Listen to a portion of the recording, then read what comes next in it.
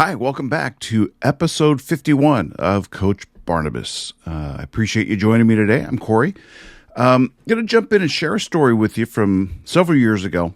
Not one of my favorite ones to share, but I think an important one, an important lesson I learned through this story, through the process I'm about to share with you. This goes back a number of years. I've shared with you before how I used to work for a prominent tech company back in the dot-com boom days of the late 90s and early 2000s. And while at this company, we had a special week celebrating employees and all this kind of stuff. And one of the activities, one of the features of this particular week was a talent show. Now, I've also shared with you that I've done some singing in my past, obviously through church and really only in that context, in ministry, in church, that kind of thing. So to step outside the boundaries of my church or specific ministry settings, was not my thing. I don't sing in clubs. I don't sing for parties or anything like that. So, but I knew people at work who knew that I sang, and they coerce. I think that's probably the best word. I'm trying to search in my little vocabulary here to see if there's a better one, but I think that's probably the best one.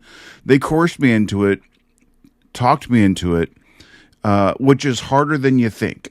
Some people are like, oh, okay, you twisted my arm, which takes almost no prodding whatsoever. They want to do it, but they pretend like they don't want to. No, I absolutely did not want to do this. I'm not going to keep beating a dead horse about my natural personality thing, which is not to stand up in front of a group of people and expose, especially people I work with. If I'm working in ministry, that's one thing, but this was work. So it was a bit, it was pretty unsettling. So I was not comfortable with the idea, but upon their talking to me about it and everything, I thought, well, okay, maybe God wants to take me outside my comfort zone and sing for him in an environment that is not based on him, not centered on him. I'm not singing around, it's a friendly audience. I didn't expect them to throw tomatoes or bricks at me or anything like that, but also not an audience that is like-minded necessarily. And again, in the tech world, Christianity in this particular part of the country, the San Francisco Bay Area, Christianity's not well received. It's not like I was in the Bible Belt or something like that. So there's a lot stacked against me, but I thought, I'm going to do this. I'm going to sing a very overt Christian song, but at the same time, something that would be relatable in terms of the music style. I can't even remember what song it was, but it wasn't going to be like some hymn from the 1700s with a pipe organ or something. It was something that was contemporary, but it was definitely a Christian song. So basically, that's all I knew anyway. So I did that. And now, here's the thing, is there actually were prizes, first, second, and third place prizes for the top finishers. And the first prize was like $2,500. Second place was like $1,500, and third place I think was $500, something like that. So it wasn't exactly, these are pretty good prices, and I wasn't making a ton of money, so the idea of making $500 to $2,500 was appealing, but not my objective. So I went in there with, I think, the right attitude and with humility and everything. I can't remember at what point of all the contestants I sang, somewhere in the middle, maybe somewhere early. I can't remember. But once everything was all said and done, everybody had performed, all the contestants and everything had done their thing. They called everybody back onto the stage, and there were 3 judges, 2 of whom were the founders of this company. And the third person was a CEO or something. So it was a pretty prestigious panel of judges in terms of their standing in the company. It doesn't really get much more powerful. I'm standing in front of multi-millionaires, so it was, but I wasn't intimidated by it. It was just like, anyway. So we all gather up there, and as they're announcing, you know, the winners, they announce third place, then they announce second place, and of course I wasn't called for either one of them.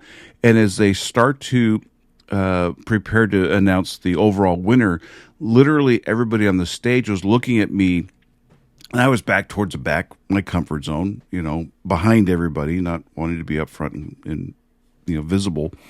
And literally people started getting out of the way, looking at me like, this is where they announce you as the winner. So, I mean, not that, again, whatever. I mean, there are people just being up there. Some were being silly, some were maybe serious, but whatever. And not everybody was singing. That some did magic tricks or juggling or whatever. But literally people were parting and opening up this pathway for me to walk forward, assuming I was going to be the winner. And in that brief moment, I was like, really? And so I started kind of believing it. I'm thinking, wow, $2,500, that would be pretty sweet. And somebody else won. They called somebody else out as first place. So not only did I not win, I didn't get second or third place either. And the other people were shocked, the other participants and stuff. And so I kind of, so in this moment, I found myself being disappointed. And, like, wow, what the heck? Everybody here thought I should have won. And they came to me afterwards and said, man, you should have won, blah, blah, blah. My boss, who, to be sensitive, was clearly not a church-going type of person. But she wrote me a card.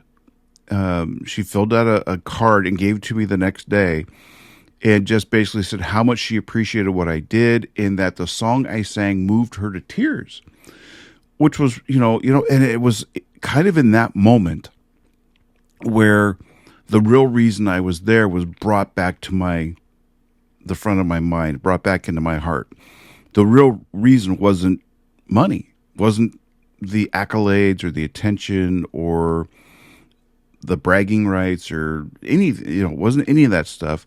The real reason I was doing what I was doing, which was the original purpose, was, I'm going to sing about God, my God, in a place that is, where that kind of stuff just isn't done.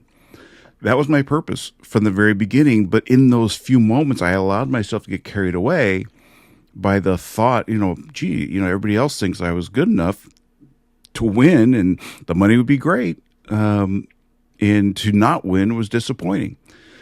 But I had to recalibrate what the purpose was, what my mission was. And I did it. And so I had to redefine what success was in that moment. And it wasn't about first, second, or third place. It wasn't about $500, $1,500, or $2,500.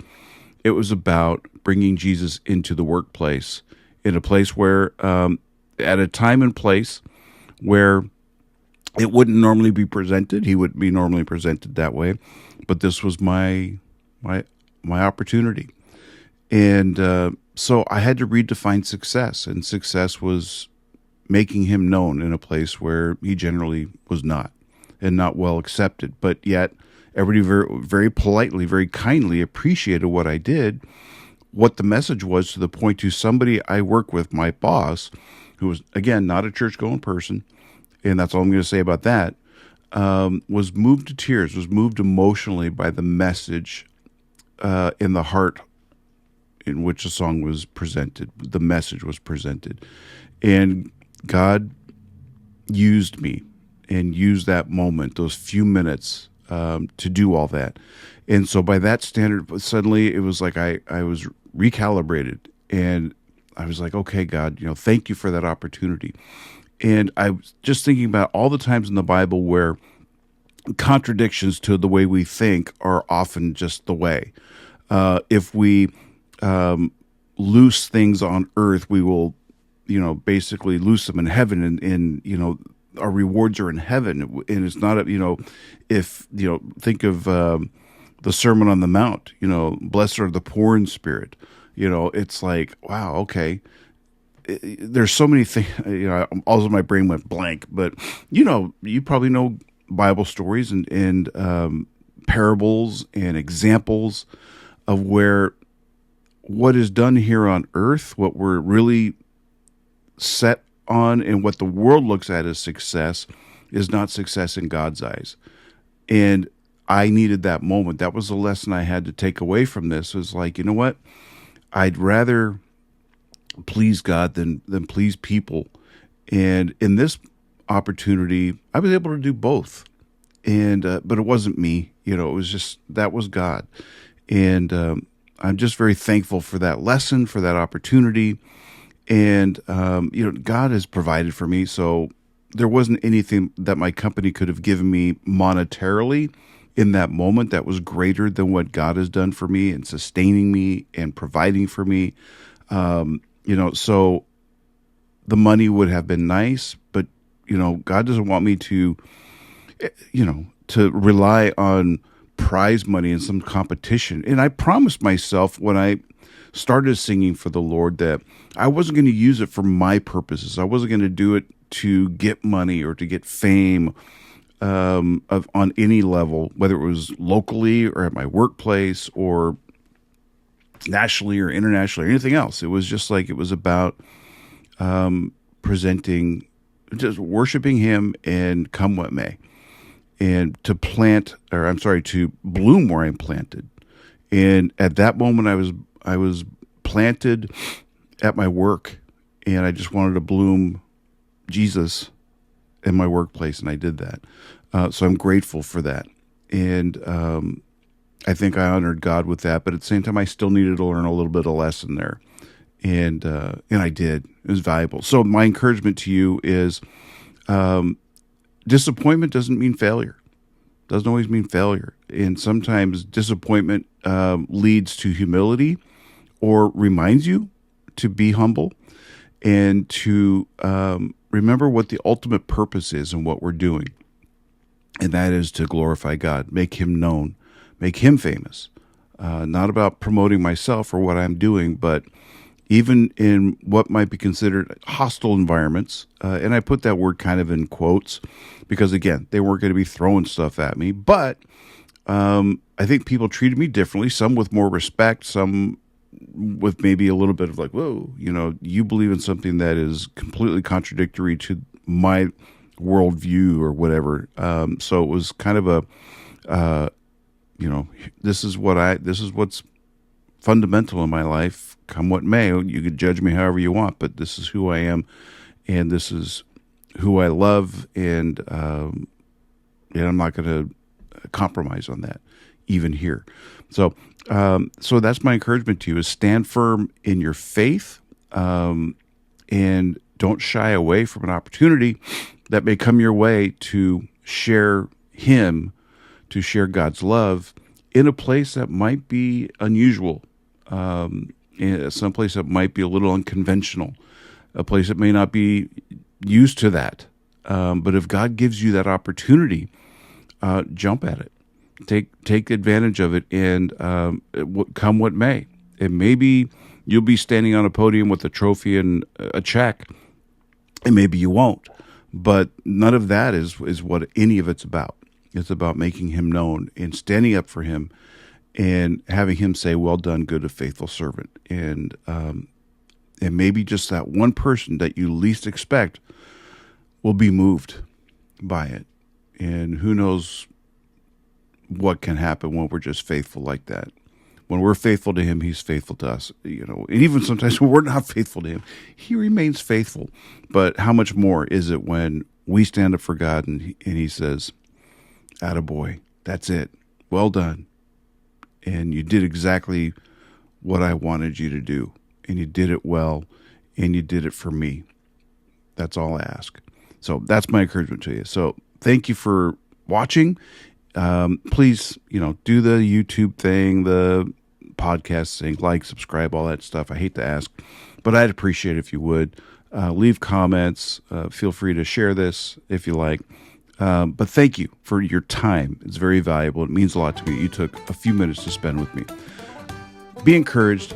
Be an encourager. Have a great day. And I look forward to talking again real soon. Take care. Thank you for joining the Coach Barnabas podcast.